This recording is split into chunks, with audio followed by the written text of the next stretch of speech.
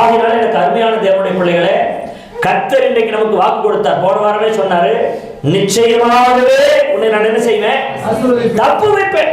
வசனத்தை மறந்துடாதீங்க, என்ன செய்வேன், தப்பு வைப்பேன். இப்ப சங்கீதம் 50:15 படிக்கும் போது, ஆபத்து காலத்தில் என்ன செய்ய, என்னை நோக்கி கூப்பிடு, நான் உன்னை விடுவிப்பேன், நீ என்னை மகிமைப்படுத்துவாய். ஆபத்து காலம் வரும்போது கர்த்தரை நோக்கி நம்ம கூப்பிட்டோம்னா நம்மள என்ன செய்யறாரு, அவரு விடுவிக்கிறார், தப்பு வைக்கிறார். தப்பு வைக்கிறதும் விடுவிக்கிறதும் ஒண்ணுதான் இல்லையா? ஆண்டவர் நம்மை விடுவிக்கிறாராம். 2 கொரிந்தியர்ல நம்ம படிச்சோம், இதை ஞாபகப்படுத்தினோம் உங்களுக்கு. 2 கொரிந்தியர்ல 1 அதிகாரம் 8 - 10 வரைக்கும் நம்ம வாசித்தோம். சகோதரரே, ஆசியாவில் எங்களுக்கு நேர்த்த உபத்திரவத்தை நீங்கள் அறியாதிருக்க எங்களுக்கு மனதில்லை. நல்லா பாருங்க, ஆசியாவிலே எங்களுக்கு நேரிட்ட உபத்திரவத்தை நீங்கள் அறியாதிருக்க எங்களுக்கு மனதில்லை. என்னவெனில் பிழைப்போம் என்கிற நம்பிக்கை அற்று போகத்தக்கதாக எங்கள் பலத்திற்கு மிஞ்சின அதிக பாரமான வருத்தம் எங்களுக்கு உண்டாயிற்று. நாங்கள் எங்கள் மேல் நம்பிக்கையாயிராமல் மரித்தோரை எழுப்புகிற தேவன் நம்பிக்கையாக இருக்கத்தக்கதாக மரணம் வரும் என்று நாங்கள் எங்களுக்குள்ள நிச்சயத்திருந்தும் அப்படிப்பட்ட மரணத்தினின்றும் அவர் எங்களை என்ன செஞ்சாரு, தப்புவித்தார். எப்படி சொல்றாங்க பாருங்க, மரணம் வரும் என்று நாங்கள் எங்களுக்குள்ள என்ன செஞ்சோம், நிச்சயத்திருந்தோம். ஏன்னா அவங்களுடைய சூழ்நிலைகள்லாம் அப்படித்தான் இருந்துச்சு. இன்னும் கொஞ்ச நேரத்தில் செத்து போயிடுவோம், நம்ம இனி பிழைக்க மாட்டோம் அப்படின்ற நிலைமை தான் அவங்களுக்குள்ள இருந்துச்சு. ஆனா அவங்க சொல்றாங்க, அப்படிப்பட்ட மரணத்தினின்றும் அவர் எங்களை தப்புவித்தார், இப்பொழுதும் தப்புவிக்கிறார், இன்னும் தப்புவிப்பார் என்று அவரே நாங்கள் நம்பி இருக்கிறோம்.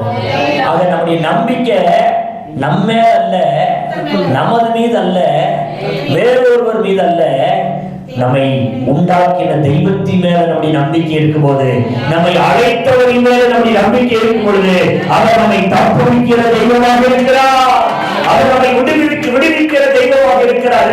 விசுவாசிக்கிறீங்க? இரண்டாவது உங்களுக்கு ஒரு பாயிண்ட் சொன்னேன். ஆதியாகமம் 17 அதிகாரம் 19 வசனத்துல சொன்னேன். என்ன சொன்ன தெரியுமா? நிச்சயமாகவே உனக்கு ஒரு, அந்த முடிவுண்டுன்ற இடத்துக்கே இருக்காதீங்க. முடிவுண்டுன்றது தலைப்பு, அதை மறந்துடாதீங்க. நிச்சயமாகவே முடிவுண்டு. இப்ப பாருங்க, அந்த நிச்சயமாகவே என்ற வார்த்தை தான் நான் உங்களுக்கு சொல்றேன். முதல் பாயிண்ட், நிச்சயமாக உன்னை தப்புவிப்பேன். இங்க இரண்டாவது போன வாரமே நம்ம வாசித்தோம், நிச்சயமாகவே உனக்கு ஒரு குமாரன் உண்டு. அல்லேலூயா. இல்லாதவைகளை இருக்கிறவைகளை போல அழைக்கிறவர் நம்முடைய தெய்வம். எத்தனை பேர் விசுவாசிக்கிறீர்கள்? வானம் இல்லாதிருந்தது, வானம் உண்டாக கடவுள் என்று சொன்னார். வானம் என்ன செஞ்சா? உண்டாயிற்று. இப்படி பாருங்க, இந்த பூமியில் இருக்கிற எல்லாவற்றையும் ஆரம்பத்தில் இல்லை, ஆனா கர்த்தர் என்ன செஞ்சாரா? இல்லாதத இருக்கிறது போலவே பெயர் சொல்லி அழைச்சாராம். அவர் அழைச்சது அத்தனையும் இந்த உலகத்தில் உண்டாயிற்று. அல்லேலூயா சொல்லுங்க. இல்லாதவைகளை இருக்கிறவைகளை போல அழைப்பாரு, இருக்கிறவைகளை இல்லாதவைகளை போலவும் அவர் அழைப்பார். அல்லேலூயா சொல்லுங்களேன். ஆபிரகாமுடைய வாழ்க்கையில குழந்தை பெறுவதற்கான எந்த சூழ்நிலையுமே இல்லை. அப்பதான் ஆண்டவர் சொன்னாரு, உனக்கு ஒரு குமாரன் என்ன செய்வேன், தருவேன். அல்லேலூயா. நீங்கள் நன்மையை பெறுவதற்கான எந்த சூழ்நிலையுமே ஒருவேளை உங்க கண்ணுக்கு தெரியாம இருக்கலாம். நீங்கள் ஆசீர்வதிக்கப்படுவதற்கான எந்த வாய்ப்புமே உங்களுக்கு தெரியாம இருக்கலாம். ஓடி ஓடி உழைக்கிறேன், கஷ்டப்படுறேன், எதையாவது ஒன்றை பெற்றுக்கொள்ள வேண்டும் என்று முடிவெடுக்கிறேன், அதற்காக பிரயாசப்படுறேன், ஆனா என் கண்ணுக்கு முன்னால எதுவுமே என்ன நடக்கும்ன்ற நம்பிக்கையே இல்லை, துளி கூட இல்லை. இனி வாழ்க்கையில் ஒரு ஸ்டெப் கூட என்ன செய்ய முடியாது, என்னால முன்னுக்கு போகவே முடியாதுங்கிற நிலை இருந்தா கூட கர்த்தரால அவைகளை மாற்ற முடியும். எத்தனை பேர் விசுவாசிக்கிறீங்க? அல்லேலூயா. அதுதான் உங்களுக்கு போன வாரம் சொன்னேன். ஆபிரகாமுக்கு பிள்ளை பெற முடியாது, ஆமாவா இல்லையா? ஆனா ஆண்டவர் சொன்னார், உனக்கு பிள்ளை இருக்குன்னார். அல்லேலூயா, அல்லேலூயா. இந்த வார்த்தையை சொல்லும் போது சாராள் என்ன செஞ்சான்னு சொன்னேன், அவள் நகைத்தாள். ஆபிரகாம்கிட்ட இந்த வார்த்தையை சொல்லிட்டு இருக்கிற போதே அவன் உள்ள இருந்து என்ன செஞ்சாலாம்? சிரிச்சாலாம். ஏன் சிரிச்சாலாம்? என் கணவனாகிய ஆபிரகாமோ கிழவன், நானோ கிழவி. இந்த கிழவனுக்கும் இந்த கிழவிக்குமா ஒரு குழந்தை பிறக்கும் போதுன்னு சொல்லி என்ன செஞ்சாங்க? அவள் சிரித்தாள் என்று வேதவசனம் சொல்லுகிறது. ஒருவேளை இந்த வார்த்தையை கேட்டுக்கொண்டிருக்கிற நமக்குள்ள கூட நம்பிக்கை இல்லாத ஒரு சூழ்நிலை இருக்கலாம். இனி நம்ம பிழைக்க மாட்டோம் என்கிற ஒரு நிலை கூட இருக்கலாம். இந்த வியாதியில் நமக்கு விடுதலை நீ வராது என்கிற ஒரு நிலைமை கூட இருக்கலாம். இந்த கடனை எல்லாம் அடைக்கிறதுக்கான வழியே இல்லைன்ற கூட ஒரு சூழ்நிலை என்ன செய்யலாம்? உங்களுக்கும் எனக்கும் இருக்கலாம். ஆனால் ஒன்றை நான் தெளிவாய் சொல்லுகிறேன் பாருங்க, ஆபிரகாமை ஆசீர்வதித்த அதே தெய்வத்தை தான் நீங்களும் நானும் ஆராதனை செய்து கொண்டிருக்கிறோம். ஆபிரகாமை ஆசீர்வதித்த உண்மையானால் உங்களையும் என்னையும் ஆசீர்வதிக்க அவர் நல்லதை உள்ள தெய்வமாக இருக்கிறார். ஆபிரகாமை பார்த்து சொல்றார், உங்களுக்கு ஒரு குமாரனை தருவேன். அது எப்படி தருவேன்?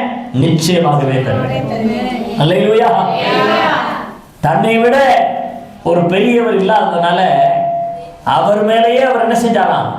சத்தியம் பண்ணினார். அல்லேலூயா சொல்லுங்களேன். நிச்சயமாகவே உனக்கு ஒரு குமாரன் என்ன செய்வேன்? தருவேன்.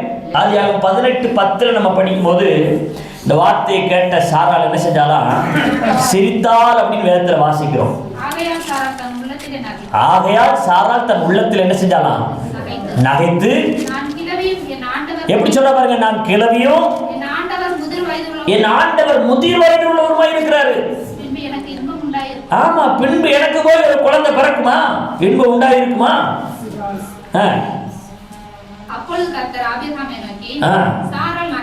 சாராள் நகைத்து நான் கிழவியுமாய் இருக்க பின்வருவது மெய்யாகவே சொல்லுகிறேன்,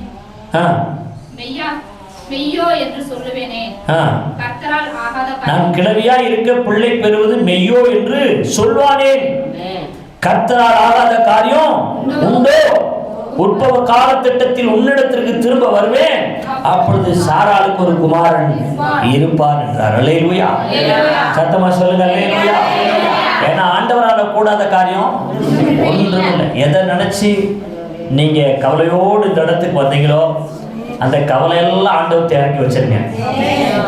வருத்தப்பட்டு பாரம் சுமக்கிறவர்களே, நீங்கள் எல்லாரும் இடத்துல வாருங்கள். இளைப்பாறுதல் அப்படின்னா நம்ம ஏதோ ரெஸ்ட் எடுக்க போறோம் அப்படின்றது கிடையாது. இளைப்பாறுதல் என்கிற வார்த்தைக்குள்ள அத்தனை விதமான ஆசீர்வாதங்கள் அடங்கி இருக்கிறது. எத்தனை பேர் விசுவாசிக்கிறீங்க? நமக்கு என்ன தேவையோ அதை அந்த இளைப்பாறுதல் என்கிற வார்த்தைக்குள்ளே கர்த்தர் வச்சிருக்கிறார். அல்லேலூயா. ஆகையால் தான் சொல்றேன், சோர்ந்து போகாதீங்க. கர்த்தருடைய சமூகத்துல உங்களுடைய கவலைகளை எல்லாம் என்ன செய்யுங்க? இறக்கி வைங்க. உங்க பாரத்தை எல்லாம் இறக்கி வைங்க. கட்டாயம் உங்களுக்கு அற்புதத்தை ஆண்டவர் செய்வார். சிலர் பெரிய சுமையோட பஸ்ஸில் ஏறுவாங்க. பஸ்ஸில் ஏறி அழகா அவங்களுக்கு சீட்டு கிடைச்சிரும். ஆனால் சுமை என்ன செய்ய மாட்டாங்க? கீழே வைக்கவே மாட்டாங்க. சுமை என்ன செய்வாங்க? அவங்களே சுமந்துக்கிட்டு போவாங்க. அதை கெட்டி பிடிச்சிக்கிட்டு கீழே விட்டுறாம பார்த்தீங்கன்னா போய் எங்கே இறங்கணுமோ அங்கே வரைக்கும் அந்த பாரத்தை என்ன செய்வாங்க? வண்டி உன்னைதான் சுமக்குது. அந்த சுமையும் கீழே இறக்கி வச்சு அதையும் சுமந்துட்டு போயிட்டு போகுது. ஆமா தானே? இன்னைக்கு நிறைய பேருடைய வாழ்க்கையில பாருங்க, ஜெபிக்க வருவாங்க, ஆராதிக்க வருவாங்க, தேவனிடத்தில் நம்பிக்கைய வருவாங்க. ஆனா என்ன செய்ய மாட்டாங்க? கவலைய இறக்கி வைக்க மாட்டாங்க. அன்னாரை குறித்து வேதத்தில் வாசிக்கிற அவருக்கு அவளுக்கு பிள்ளை இல்ல, அவர் மகனி. எத்தனையோ நாள் அவளை கடங்கடித்தார்கள், அவளை வேதனைப்படுத்தினாங்க. ஒவ்வொரு நாளும் கண்ணீர் இல்லாத நாளே அவ வாழ்க்கையில் இல்லை. கண்ணீரும் கவலையுமா அவள் வாழ்க்கை கடந்து போய்கிட்டு இருந்துச்சு. ஒரு நாள் முடிவு பண்ணா, இந்த கண்ணீருக்கெல்லாம் ஒரு முடிவு என் வாழ்க்கையில் வரணும் அப்படின்னு தீர்மானம் பண்ணா. எங்க போனா தெரியுமா? தேவனுடைய ஆலயத்துக்கு போனா. என்ன செஞ்சாலாம்? தன் இருதயத்தை உடைத்து ஊற்றினான். இருதயம் கரைஞ்சிச்சான், இருதயம் நொறுங்குச்சான். பாருங்க, ஆண்டவருடைய சமூகத்தில் போய் தன்னுடைய கவலைகளை எல்லாம் ஆண்டவருடைய சமூகத்தில் இறக்கி வச்சா. ஊழியக்காரர் வந்து சொன்னான், ஒரே ஒரு வார்த்தை தான், அண்ணால் உன் ஜெபம் கேட்கப்பட்டுச்சு, நீ சமாதானத்தோட போன்னு சொன்னா. பாருங்க, அதை ஒரு தீர்க்க தரிசனமாக அவள் பிடித்து கொண்டா. அதுவரைக்கும் துக்கத்தோடு இருந்த அண்ணாள் அதுவரைக்கும் வியாகுலத்தோட வேதனையோட இருந்த அன்னாள், அதுவரைக்கும் அவமானத்தை சுமந்து கொண்டிருந்த அன்னாள், அந்த ஒரு வார்த்தை ஊழியக்காரன் வாயிலிருந்து வந்த உடனே பாருங்க அவளுடைய இருதயத்துல சந்தோஷம் வந்துருச்சு. இந்த வார்த்தையை கேட்ட உடனே அவள் புறப்பட்டு போய் அப்புறம் அவள் துக்க முகமாக இருக்கவே இல்லை என்று வேதவசனம் சொல்லுது. எனக்கு அருமையான தேவனுடைய பிள்ளைகளே, ஆராதனைக்கு வரோம், ஜெபிக்கிறோம், ஆண்டவர் ஆராதிக்கிறோம், ஆண்டவர் சமூகத்துல காரியங்களை சொல்றதுக்கு வரோம். வந்த பிற்பாடு நம்முடைய சுமைகளை என்ன செஞ்சிடக்கூடாது, திரும்ப எடுத்துட்டு போயிடக்கூடாது. அல்லேலூயா. உண்மையிலே கர்த்தருடைய ஆலயத்துக்கு நம்ம வந்து ஜெபிப்போனா அந்த ஜெபத்திற்கு ஆண்டவரால பதில் கொடுக்க முடியும், நம்பணும் ஃபர்ஸ்ட். அல்லேலூயா, அல்லேலூயா. கர்த்தர் சொல்லுங்களேன். பாருங்க, அண்ணாவுக்கு சொன்ன உடனே பிள்ளை பிறக்கல, குழந்தை வரல, ஆனா அந்த வார்த்தை அவளை தேர்த்துச்சு, அந்த வார்த்தை அவளை தைரியப்படுத்துச்சு. அதுக்குதான் சபையில பிரசங்கம் பண்ணப்படுது, அதுக்குதான் கர்த்தருடைய வார்த்தை இங்க கொடுக்கப்படுகிறது. இந்த வார்த்தையே சில பேர் காது கொடுத்தே கேட்கறது இல்ல. என்ன கொடுத்து கேட்கறது இல்ல? கேட்காத பட்சத்தில் ஆசீர்வாதம் வராது. விசுவாசம் எப்ப வரணும்? கேட்கும் போதுதான் வரணும். எவ்வளவு வசனத்தை கேட்கிறோமோ கேட்க கேட்க நமக்குள்ள விசுவாசத்தில் ஒரு வளர்ச்சி உண்டாகும். விசுவாசம் வளர்ந்தால் மாத்திரம்தான் விசுவாசத்தோடு தேவ சமூகத்தில் ஜெபிக்க முடியும். விசுவாசம் இல்லாத ஜெபம் கூரைக்கு மேல கூட போகாது. விசுவாசத்தோட ஜெபம் பண்ணினால் அந்த ஜெபத்திற்கு கட்டாயம் பதில் இருக்கிறது. அப்ப விசுவாசத்துல வளர்வதற்கு அடுத்த வீட்டுக்காரங்கிட்ட போய் கதை கேட்க கூடாது, கூட்டாளியோட உட்கார்ந்துக்கிட்டு கதை பேசிக்கிட்டு கூடாது. கர்த்தருடைய வார்த்தையை கேட்கணும், வசனத்தை கேட்கணும். தேவனுடைய வார்த்தையை கேட்க கேட்க நமக்குள்ள விசுவாசம் என்ன செய்கிறது? வளர்கிறது. அல்லேலூயா சொல்லுங்களேன், சத்தமா சொல்லுங்க. அன்னாளுக்குள்ள பாருங்க விசுவாசத்தோட அந்த ஜெபம் இருந்ததுனால கர்த்தர் அவள் வாழ்க்கையை மாற்றினார். இன்னைக்கு நான் உங்களுக்கு சொல்றேன், எனக்கு அருமையான தேவனுடைய பிள்ளைகளே, ஆண்டவர் உங்களுக்கு எனக்கு கொடுக்கிற வார்த்தை என்ன தெரியுமா? இல்லாதவைகளை இருக்கிறவைகளை போல அழைப்பர். பணம் இல்லையா? பணம் கட்டாயம். என்ன பேச மாட்டேங்கிறீங்க? பேய் மட்டும்தான் வரட்டு வரா? நோய் மட்டும்தான் சுகமாக்கு வரா? அவரால கூடாதது என்ன இருக்கு? எல்லாம் அவரால முடியும். நம்ம விசுவாசம் எப்படி இருக்குன்றது ஆண்டவர் பார்க்கிறார். அல்லேலூயா. விசுவாசிக்கிறவர்களுக்கு எல்லாம் கூடும் என்று வேதவசனம் சொல்லுது. விசுவாசிக்காதவர்களுக்கு ஒண்ணுமே நடக்காது. அப்ப எதுக்காக சர்ச்சுக்கு வரோம் அப்படின்னா ஆண்டவரை விசுவாசிக்கிறதுக்காக. நான் ஆராதிக்கிற தெய்வத்தினால முடியுங்க, நான் ஜெபிக்கிற தெய்வத்தினால எனக்கு அற்புதம் செய்ய முடியும் அப்படின்னு நம்ம நீங்க ஆணித்தரமா நம்பும் போது எந்த காரியத்தில் நீங்க வேதனையோடு இருக்கிறீங்களோ அந்த காரியத்தில் ஒரு விடுதலை கர்த்தர் கொடுக்கிறார். அல்லேலூயா. அது எந்த பிரச்சனையா கூட இருக்கட்டும், வியாதியா இருக்கட்டும், பிசாசு போராட்டமா இருக்கட்டும், பண தேவைகளா இருக்கட்டும், அல்லது ஏதோ ஒரு சண்டையா இருக்கட்டும், அல்லது ஏதோ ஒரு பிரச்சனை, எப்படியோ நீங்க சிக்கி கொண்டு இருக்கிறீங்க, அதிலிருந்து கட்டாயம் ஆண்டவரால் என்ன செய்ய முடியும்? விடுவிக்க முடியும், விடுதலை தர முடியும். அவரால் நமக்கு என்ன தேவைப்படுது? விசுவாசம். அல்லேலூயா. ஆபிரகாம் விசுவாசித்தான், ஆனா சாராள் என்ன செஞ்சா? நகைச்சா. சில பேருக்கு விசுவாசம் வருது, சில பேருக்கு சிரிப்பு வருது. சில பேருக்கு விசுவாசம் வருது, சில பேருக்கு என்ன வருது? சந்தேகம் வருது. இப்படி எல்லாம் கூட ஆண்டவரால் செய்ய முடியுமா? கவனிங்க, ஆண்டவரால கூடாதது எதுவுமே இல்லை. உங்களுக்கு எதிராக இருக்கிற ஆயுதங்கள் அவரால் என்ன செய்ய முடியும்? நிர்மூலமாக்க முடியும். உங்களுக்கு விரோதமாக எழுப்பி செயல்பட்டுக் கொண்டிருக்கிற சத்துருக்களை அவரால் என்ன செய்ய முடியும்? நிர்மூலமாக்க முடியும். எத்தனை பேர் விசுவாசிக்கிறீங்க? கிட்டத்தட்ட 6 லட்சம் புருஷர்கள் இருந்தார்கள் என்று வேதத்தில் வாசிக்கிறேன். எங்க தெரியுமா? செங்கடலில் நடக்கும் போது எவ்வளவு பேரு? 6 லட்சம் பேர் இஸ்ரவேல் ஜனங்கள். ஒரு 1000 பேர் இந்த அந்நியார் ரோட்ல இப்படி நடக்கட்டும், இந்த ரோடு என்னவாகும்? டிராபிக் ஆகும் இல்லையா? இந்த ரோடு ஃபுல்லா நிறைஞ்சி ஆட்கள் போயிட்டே இருப்பாங்க. 6 லட்சம் பேர் நடந்து போன இந்த ரோடு பத்துமா? சிந்திச்சு பாருங்களேன், பத்தாது. அப்ப செங்கடலில இஸ்ரவேல் ஜனங்கள் அந்த கடலை கடக்க வேண்டுமேயானா அவர் எவ்வளவு பெரிய பாதையை திறந்திருக்கணும். கொஞ்சம் சிந்திச்சு பாருங்க. அல்லேலூயா, அல்லேலூயா. கடலுங்க, கடலை ரெண்டா பிளந்து உயர்ந்த தரையில இஸ்ரவேல் ஜனங்கள் நடந்து போனதை போல நடந்து போனார்களாம். புரியுதா சொல்ற உங்களுக்கு? ஒரு நல்ல தார் போட்ட ரோட்ல போனாங்கன்னு சொல்லல, கடலில தாச்சாலை போல ஆண்டவர் அவங்களுக்கு அமைச்சு கொடுத்தார். இது முடியுமா? பிராக்டிகலா சிந்திச்சு பாருங்களேன். மனுஷனால எது முடியாதுன்னு சொல்றானோ அது என் தேவனால முடியும். மனுஷனுடைய அறிவுக்கு எட்டாவது என் தேவனால முடியும், என் தேவனால கூடும். இது மனுஷனால கூடாதுதான், ஆனா கர்த்தரால கூடும். ஆக எது உங்களுக்கு குழப்பமா இருக்குதோ, எது உங்களுக்கு பிரச்சனையா இருக்குதோ, எது உங்களோட போராடி கொண்டிருக்கிறதோ, யாரோட நீங்கள் போராடி கொண்டிருக்கிறீர்களோ, இன்றைக்கு அவைகளில் இருந்து ஆண்டவர் ஒரு பெரிய விடுதலையை தருகிறார். அல்லேலூயா, அல்லேலூயா. கர்த்தர் என்ன வாக்குறுதியார் தெரியுமா? ஆபிரகாமுக்கு குழந்தை இல்லை, அப்ப இல்லாதத இருக்கிறத போல என்ன செய்யறாரு? அழைக்கிறாரு. ஆபிரகாமுக்கு உண்டாகுன்றாரு. அல்லேலூயா சொல்லுங்க. இன்னைக்கு கர்த்தர் கொடுக்கிற வார்த்தை, இல்லாத ஒன்றை உங்களுக்கு அவர் உருவாக்குகிற தெய்வமாக இருக்கிறார். வழியே இல்லை, வழி திறக்கும். எல்லா வாசலும் அடைக்கப்பட்டிருக்கிறது. கவலைப்படாதீங்க, நமக்காக ஒரு வாசல் திறந்திருக்கும். எத்தனை பேர் விசுவாசிக்கிறீங்க? ஏன்னா நம்ம ஆண்டவர் அடைச்ச கதவை திறப்பாரு. அல்லேலூயா. அனுகூலமாய் காரியத்தை முடிய செய்வார் கர்த்தர். அவரை நம்புகிற நம்பிக்கையை பொறுத்துதான். நம்பிக்கை இல்லாதவர்களுக்கு அவர் நினைச்சா கூட அற்புதம் செய்யவே முடியாது. போனவர் சொன்னல, விசுவாசிக்கிறவர்களை பார்த்து ஆச்சரியப்பட்டாராம்.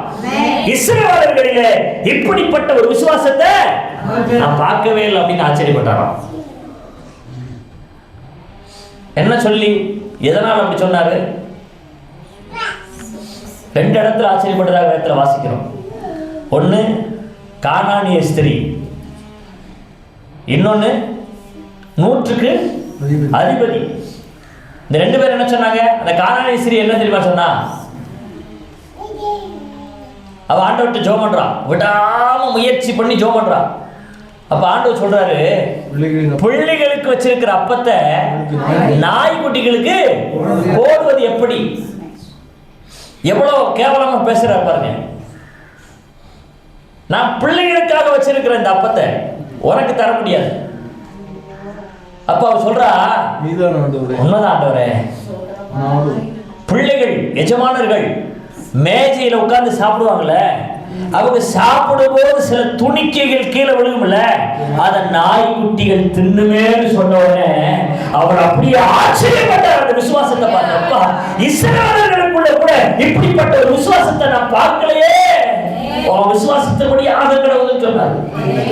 100க்கு அதிபதியை பார்த்து சொன்னாரு, என் வேலைக்காரன் செத்து போயிடுவான், நீங்க வீட்டுக்கு வர்ற அளவுக்கு நான் தகுதியானவன் இல்லை, நான் பரிசுத்தமான கிடையாது, நானோ பாவியா இருக்கிறேன், நீங்க ஒரே ஒரு வார்த்தை மட்டும் நீங்க சொன்னா போதும், என் வேலைக்காரன் சொஸ்தமா அப்படின்னு சொன்னாங்க. எனக்கு அன்பானவர்களே, சிந்திச்சு பாருங்களேன். இந்த விசுவாசத்தை ஆண்டவர் பார்த்தாரு. அவனை பார்த்து சொன்னாரு, இது என்ன விசுவாசம்? இது எப்படிப்பட்ட விசுவாசம்? நீ என் வீட்டுக்கு வர வேணாம், இங்க இருந்துகிட்டு ஒரு வார்த்தை மட்டும் சொன்னா போதும், சுகமாயிடுவான்னு சொல்றானே, அதே போல நீ போ, உன் வேலைக்காரன் சுகமாக்கிட்டான். அல்லேலூயா சொல்லுங்க. அவன் சுகமா எழுந்திருந்தான். என கருமையான தேவனுடைய பிள்ளைகள், விசுவாசம். சில இடத்துல வாசிக்கிறோம், நிறைய பேருக்கு அற்புதத்தை செஞ்சுக்கிட்டே இருந்தாராம். ஒரு சில பேருக்கு அற்புதம் நடக்கலையாம். ஏன்னா அவங்களுக்குள்ள என்ன இல்லை படிச்சான்? விசுவாசம் இல்லை படிச்சான். இப்படியும் இருக்க முடியுமா அப்படின்னு ஆச்சரியப்பட்டார் ஆண்டவர்.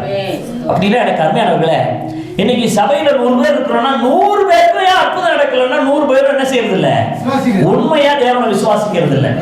அல்லேலூயா சொல்லுங்களேன். அல்லேலூயா. அவரால் எதையும் செய்ய முடியும் என்று நீங்கள் விசுவாசித்து பாருங்கள். உங்கள் வாழ்க்கையில சகலத்தையும் அவர் நேர்த்தியாய் செய்ய முடிக்க வல்லமை உள்ளவராக இருக்கிறார். அல்லேலூயா. விசுவாசிக்கிறவர்களுக்கு எல்லாம் கூடும். எத்தனை பேர் விசுவாசிக்கிறீங்க? விசுவாசிக்கிறதுக்கு நம்ம செய்ய வேண்டிய வேலை என்ன தெரியுமா? வசனத்தை கேட்க வேண்டும், வசனத்தை தியானிக்க வேண்டும். அல்லேலூயா. எவ்வளவு வசனத்தை நீங்கள் தியானிக்கிறீர்களோ இந்த வார்த்தை உங்களுக்குள்ள போக போக போக போக, சங்கீதம் 1 அதிகாரத்தில் என்ன சொல்றாரு? கர்த்தருடைய வேதத்தில் பிரியமாயிருந்து இரவும் பகலும் அதை தியானிக்கிற மனுஷன் பாக்கியவான். அவன் நீர்க்கால்களின் ஓரமாய் நடப்பட்டு தன் காலத்திலே தன் கனியை தந்து இடைவிடாத இருக்கிற மரத்தை போல் இருப்பான். அவன் செய்வதெல்லாம் வாய்க்கும். அல்லேலூயா சொல்லுங்க. செய்யறதெல்லாம் நடக்கும், தொடர்ந்தெல்லாம் பொண்ணா நடக்கும். எதிர்பார்க்கிறது எல்லாம் கர்த்தர் செய்வார். எப்ப செய்வாரா? கர்த்தருடைய வேதத்தை நாம் நேசிக்கும் பொழுது, கர்த்தருடைய வேதத்திற்கு முக்கியத்துவத்தை கொடுக்கும் பொழுது, இந்த வசனத்தை நாம் தியானம் பண்ணும் பொழுது, இந்த வசனத்தின் மேல பிரியம் வைக்கும் பொழுது, கர்த்தர் நம்முடைய பாதைகளை செவைப்படுத்துகிறவராக இருக்கிறார். எதிர்பார்க்கிறதை விட பெரிய காரியத்தை கர்த்தர் செய்வார். தானியேலை குறித்து வேதத்தில் வாசிக்கிறோம். அவன் முழங்கால் படிட்டு ஜெபிக்கிறதுக்கு முன்னாலேயே உன் ஜெபம் கேட்கப்பட்டுருச்சு. ஏன் தெரியுமா? தானியேல் வேதாகமத்தை என்ன செய்வாங்க தெரியுமா? ஆராய்ந்து பார்க்கிறவன் என்று வேதத்தில் வாசிக்கிறோம். வசனத்தை அவன் ஆராய்ந்து பார்க்கிறவன். ஆகினாலே அவனுக்குள்ள விசேஷித்த ஆவியை கர்த்தர் ஊற்றி வைத்திருந்தார். அல்லேலூயா. மற்ற எல்லாரையும் பார்க்கிலையும் ஞானமுள்ளவராக கர்த்தர் அவனை மாற்றினார். ஒருத்தனாலையும் சொப்பனத்தையும் சொல்ல முடியல, சொப்பனத்துக்கு விளக்கத்தையும் சொல்ல முடியல. ஆனா தானியேல் பாருங்க, சொப்பனத்தையும் சொன்னான், சொப்பனத்தினுடைய விளக்கத்தையும். ராஜாவுடைய கட்டளை என்ன? நான் கண்ட சொப்பனத்தை உனக்கு சொல்ல மாட்டேன், ஆனா நீ என்ன செய்யணும்? நான் பார்த்த சொப்பனத்தையும் சொல்லணும், அந்த சொப்பனத்துக்கான அர்த்தத்தையும் சொல்லணும். அப்படி சொல்லலன்னா உங்களை எல்லாம் என்ன செஞ்சிருவேன்? கொலை செஞ்சிருவேன். அல்லேலூயா. சிந்திச்சு பாருங்களேன். எல்லாரையும் கொலை செஞ்சிடக்கூடாது ஒரே காரணத்துக்காக தானியேல் ராஜாவிடத்துல டைம் கேட்டு வாங்கி அவன் தேவனுடைய சமூகத்தில் போய் ஜெபிக்கிறவனாக மாறினான். அவனுடைய கூட்டாளிகளை இணைத்துக் கொண்டு, யார் அவனுடைய ஃப்ரெண்ட்ஸ்? சாத்ராக், அந்த 3 வாலிபர்களோட இவனும் சேர்ந்து 4 வாலிபர்கள் என்ன செய்றாங்க? ஜெபிக்கிறார்கள். அவர்கள் தேவனுடைய சமூகத்தில் ஜெபிக்கும் பொழுது ராஜா கண்ட சொப்பனத்தை கர்த்தர் அவனுக்கு வெளிப்படுத்தினார். அந்த சொப்பனத்துடைய விளக்கத்தை கர்த்தர் வெளிப்படுத்தினார். அல்லேலூயா சொல்லுங்களேன். அல்லேலூயா. வேத வசனங்களை தியானிக்கிற மனுஷனாக இந்த தானியேல் இருந்தார் என்று வேதத்தில் வாசிக்கிறோம். ஆகையால் எனக்கு அருமையானவர்களே, இன்று நம்முடைய வாழ்க்கையில நம்ம கடந்து வந்த பாதை ஒருவேளை நம்ம திரும்பி பார்க்கும்போது நிறைய பள்ளத்தாக்கில நம்ம நடந்து வந்தது போல இருக்கலாம், கண்ணீரின் பாதையில நடந்து வந்தது போல இருக்கலாம். இந்த 2026 வருஷத்துல நம்ம ஒவ்வொருத்தரும் ஆசீர்வதிக்கப்படுறதை தேவன் விரும்புகிறார். இந்த 2026ல நம்முடைய கோணலானவைகளை எல்லாம் தேவன் செவ்வைப்படுத்த அவர் விரும்புகிறார். நம்ம வாழ்க்கையை விசாரிக்கும் போது, குடும்பத்தை விசாரிக்கும் போது ஒரு நன்மையோ குறைப்படவே இல்லைன்னு சொல்ற அளவுக்கு தேவன் இந்த வருஷத்தை ஆண்டவர் ஆசீர்வதிக்க உண்மை உள்ளவராக இருக்கிறார். விசுவாசிங்க. விசுவாசத்துல தேவனுக்காக ஒரு ஸ்டெப் நம்ம எடுத்து வச்சோம்னா அவர் நமக்காக 2 ஸ்டெப் எடுத்து வைப்பார். எத்தனை பேர் விசுவாசிக்கிறீங்க? மூன்றாவது ஒரு காரியத்தை உங்களுக்கு நான் சொல்றேன் பாருங்க. மத்திய எழுதின சுவிசேஷம் 7வது அதிகாரம். இந்த 2 பாயிண்ட் ஞாபகத்தில் வச்சுக்கொள்ளுங்க, முடிஞ்சா குறிச்சு வச்சுக்கொள்ளுங்க. அடுத்த வாரம் உங்களை கேட்பேன். நிச்சயமாகவே முடிவுண்டு தலைப்பு.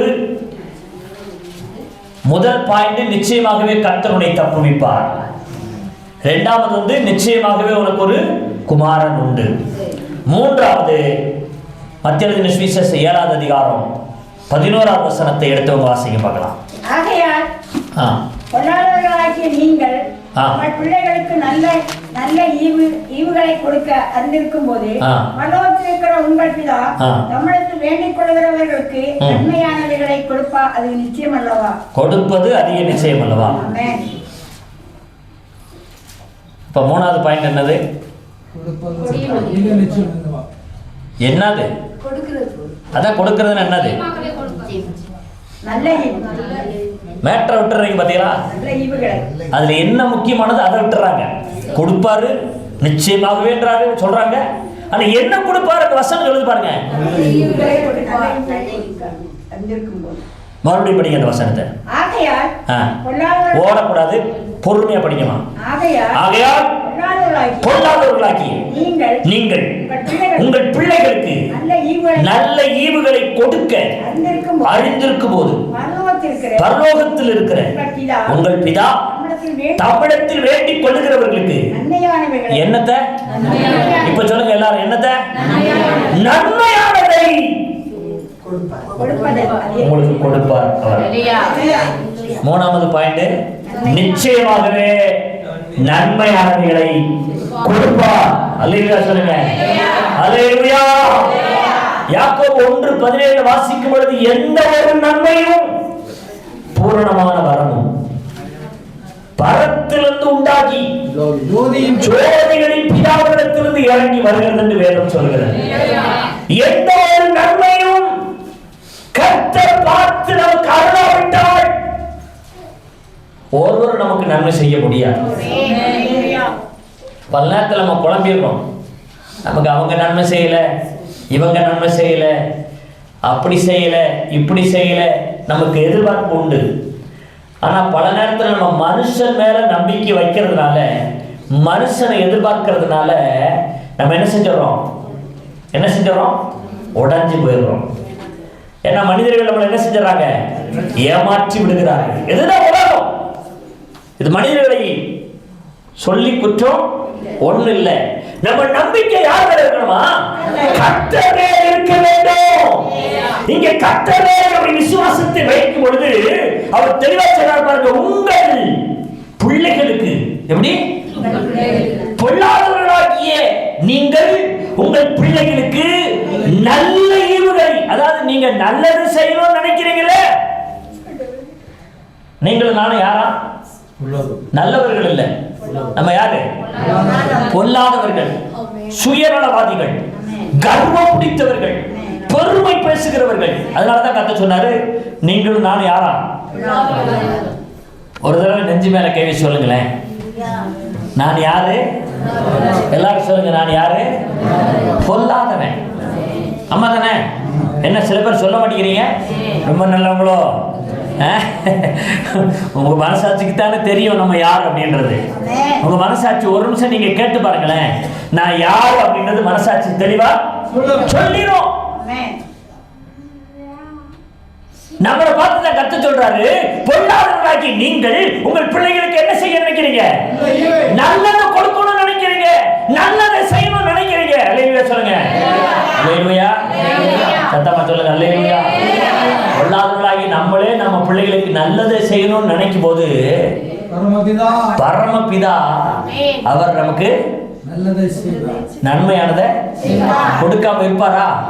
இப்ப இந்த வருஷத்துல ஒவ்வொருவருக்கும் கர்த்தர் என்ன கொடுக்க போறாரு? நன்மை கொடுக்க போறாரு. நன்மையானவைகளை தரப்போகிறார். பக்கத்துல கையை பிடிச்சு சொல்லுங்க, கவலைப்படாதீங்க, கவலையே படாதீங்க. இன்றையிலிருந்து உங்களுக்கு நன்மையானத இயேசு கிறிஸ்து கொடுப்பார். நல்ல கையை தட்டி நம்பிக்கையோடு அவரை மகிமைப்படுத்துங்க. நன்மை மனுஷனிடத்திலிருந்து அல்ல, கர்த்தரிடத்திலிருந்து வருகிறது. இப்ப யாக்கோபு 1:17 படிங்க. யாக்கோபு 1:17. நன்மையான எந்த ஈவும், நல்ல கவனமா கேளுங்க, நன்மையான எந்த ஈவும் பூரணமான எந்த வரமும் பரத்திலிருந்து உண்டாகி ஜோதிகளின் பிதாவிடத்திலிருந்து இறங்கி வருகிறது. அவரிடத்தில் யாதொரு மாறுதலும் யாதொரு வேற்றுமை நிழலும் இல்லை. அப்படின்னு என்ன அர்த்தம்? ஒருத்தருக்கு கொடுத்து ஒருத்தருக்கு கொடுக்காம இருக்கிற தேவன் அல்ல, எல்லாரையும் ஒரே போல நேசிக்கிற நல்ல தகப்பனாக இருக்கிறார். நம்ம வேணா பிடிச்சவங்களுக்கு செய்வோம், பிடிக்காதவங்களுக்கு செய்ய மாட்டோம். அல்லேலூயா. நமக்கு செய்யறவங்களுக்கு செய்வோம், செய்யாதவங்களுக்கு என்ன செய்ய மாட்டோம்? செய்யவே மாட்டோம். ஏன்னா இது நம்ம சுபாவம். நமக்கு பிடிக்காதவங்களுக்கு ஏதாவது செய்யணுமே சொல்லுங்க. ஆனா யாருக்கு ஆண்டவர் செய்ய சொல்லிருக்கிறாரு? யாருக்கு செய்ய சொல்லிருக்கிறாரு? உன்னை யார் எதிர்க்கிறானோ, உனக்கு விரோதமா யாரு பேசுறானோ அவனை நேசின்றார். அல்லேலூயா. உனக்கு நன்மை செய்யறவங்களுக்கே நீ செஞ்சுக்கிட்டு இருந்தா அதுல என்ன நியாயம் இருக்கு? அதை அஞ்ஞானிகளும் செய்கிறார்கள், உலகத்தார்களும் செய்கிறார்கள். கர்த்தருடைய பிள்ளைகளாய் இருக்கிற நம்ம என்ன செய்யணுமா? என்ன பகைக்கிறவனுக்கு நான் நன்மை செய்யணும், என்ன விரோதிக்கிறவனுக்கு நான் நன்மை செய்யணும். அல்லேலூயா சொல்லுங்க. எனக்கு உதவி செய்யறவனுக்கு நான் செஞ்சா அதுக்கு பேர் என்னது? அதுக்கு பேர் என்னது? எதிர்பார்த்து செய்யறது. எனக்கு 1000 ரூபாய் செய்முறை செஞ்சா நான் போய் என்ன செய்வேன்? ஆமா 2000 ரூபாய் செய்வேன். சிலர் செய்முறையை முடிக்கணும்னு நினைச்சிட்டாங்கன்னா ஒரு 100 200 சேர்த்து போட்டு எப்பா அவங்க ஒட்டு வேணாம் வர வேணாம் இதோட முடிச்சுக்கிறேன் அப்படின்னு சொல்லி 1000 செஞ்ச இடத்துல 1200 வச்சுக்கிட்டு என்ன செஞ்சிருவாங்க? செய்யறவங்களுக்கு செய்யறது. இப்ப நம்ம என்ன சொல்லிட்டு இருக்கிறோம்? நம்ம என்ன எந்த மனநிலைமையில இருக்கிறோம் சிந்திச்சு பாருங்களேன். நம்மளை விரோதிக்கிறவங்களுக்கு செய்யறோம், நம்மளை பகைக்கிறவங்களுக்கு நம்ம செய்யறோம். அப்ப உண்மையான கிறிஸ்துவின் அன்பு நம்மகிட்ட இல்ல. உண்மையான கிறிஸ்துவின் அன்பு நமக்குள்ள இருந்தா எதிரிகளை கூட என்ன செய்ய மாட்டோம்? நம்ம வெறுக்க மாட்டோம். உன் சத்துரு பசியாய் வரும் பொழுது அவனுக்கு போஜனம் கொடு. அவன் தாகமா வரும்போது குடிக்கிறதுக்கு என்ன செய்ய? பானம் கொடு. நீ இப்படி செய்வதனால் அக்கினி தலையை அவன் தலையின் மேல் என்ன செய்கிறாய்? நீ குளிக்கிறாய். நீ தீமையினால வெல்லப்படாம தீமையை நன்மையினால வெல்லுன்றார். அல்லேலூயா சொல்லுங்க. அப்ப யாருக்கு நன்மை செய்யணுமா சொல்லுங்க? நம்மளை பகைக்கிறவங்களுக்கும் எதிர்க்கிறவங்களுக்கும் நம்மளை குறை சொல்றவங்களுக்கும் நம்மளை தூற்றுறவங்களுக்கு என்ன செய்யணுமா? நீங்க உதவி செஞ்சுக்கிட்டே இருந்து பாருங்களேன். ஒரு நாள் அவர்கள் மனம் திரும்பி நீங்கள் ஆராதிக்கிற இயேசுவை சென்றடைவார்கள்.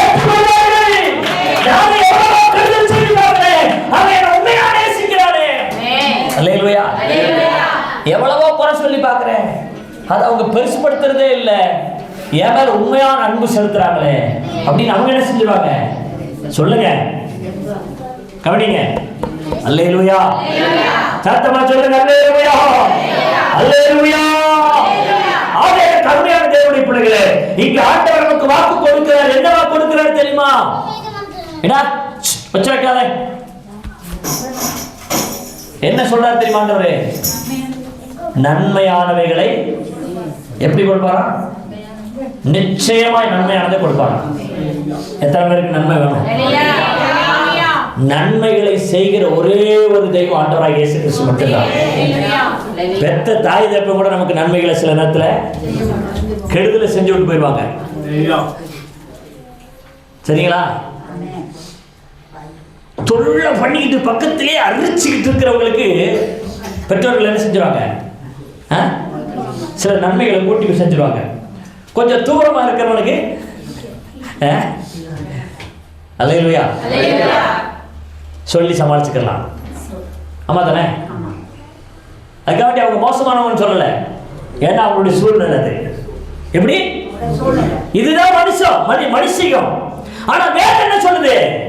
நீ மனுஷனை நம்பாத, நீ கர்த்தர் மேல நம்பிக்கை வை. உனக்கு பரத்திலிருந்து நீ எதிர்பார்க்கிறதை விட மேலான நன்மைகளை உனக்கு நான் தருகிறவராக இருக்கிறேன் என்று கர்த்தர் வாக்கு கொடுக்கிறார். அல்லேலூயா. மனுஷர்கள் கொடுத்தாங்கன்னா கிள்ளிக்கிட்டு கொடுப்பாங்க, கர்த்தர் கொடுத்தாங்கன்னா வானத்தை திறந்துட்டு கொடுப்பாரு. இந்த வருஷத்தை கிள்ளிக்கிட்டு கொடுக்கிறது வேணுமா? இந்த வானம் திறக்கப்பட்டு உங்கள் மேலே பிறந்தது வேண்டுமா? எது வேண்டும் என்பதை நீங்கள் முடிவு செய்து கொள்ளுங்கள். கர்த்தர் இந்த ஆண்டை அப்படியே உங்களுக்கு ஆசீர்வாதமாக மாற்றுகிறவராக இருக்கிறார். அல்லேலூயா. கர்த்தர் நல்லவருங்க. அவர் நம்மளை ஒரு நாள் மறக்க மாட்டாரு. இன்னைக்கு ஒருவேளை பார்வை நம்முடைய வாழ்க்கையை சிந்திக்கும் போது எல்லாமே கஷ்டமா போறது மாதிரி இருக்கும். எல்லாமே பாடுகளை போல தெரியலாம். வாழ்க்கை பூரா கண்ணீர்ல இருக்கிற மாதிரி இருக்கலாம். ஆனா எல்லாத்துக்கும் ஒரு முடிவு உண்டு. எத்தனை பேர் விசுவாசிக்கிறீங்க? நிச்சயமாகவே முடிவு உண்டு. கண்ணீருக்கு முடிவு உண்டு, கவலைகளுக்கு முடிவு உண்டு, வியாதிக்கு ஒரு முடிவு உண்டு. உன் கடன் பிரச்சனைகளுக்கெல்லாம் ஒரு முடிவு என்ன செஞ்சிருக்கிறாரு, வச்சிருக்கிறாரு. உங்க வாழ்க்கையில எது உங்களை அழுத்தி கொண்டிருக்கிறதோ, மரண இருளின் பள்ளத்தாக்கிலே நடந்தாலோ பொல்லாப்புக்கு நான் என்ன செய்ய மாட்டேன். ஆண்டவரே தேவி உங்களுடைய கோரும் என்னை தேற்றும் வார்த்தை இன்றைக்கு தேற்றும்படி ஆண்டவர் அனுப்புகிறார். இந்த வார்த்தை உங்களையும் என்னையும் ஆசீர்வதிக்கிறதாக இருக்கிறது. கர்த்தர் சொல்றாங்க, உனக்கு நான் நன்மையை கொடுப்பேன். அல்லேலூயா. என்ன கொடுப்பேன்? நிச்சயமாகவே நன்மையை கொடுப்பேன். அதுக்கு என்ன உதாரணம் சொல்றாரு? பொல்லாதவர்களாகிய நீங்கள் உங்கள் பிள்ளைகளுக்கு நல்ல ஈவுகளை கொடுக்க அறிந்திருக்கும் போது, சொல்லுங்க, பரமபிதாவாகிய என்னிடத்தில் வேண்டிக் கொள்கிறவர்களுக்கு நான் நன்மையை கொடுக்காம இருப்பேனா? அப்படின்னா கர்த்தர் சொல்றாரு, நன்மைகளை உனக்கு தருவேன். லூக்கா எழுதின சுவிசேஷம், இந்த ஒரு வசனத்தை மட்டும் படிச்சு ஜோமனும் அடுத்த வாரம் தியானிக்க போறோம். லூக்கா எழுதின சுவிசேஷம் 10வது அதிகாரம்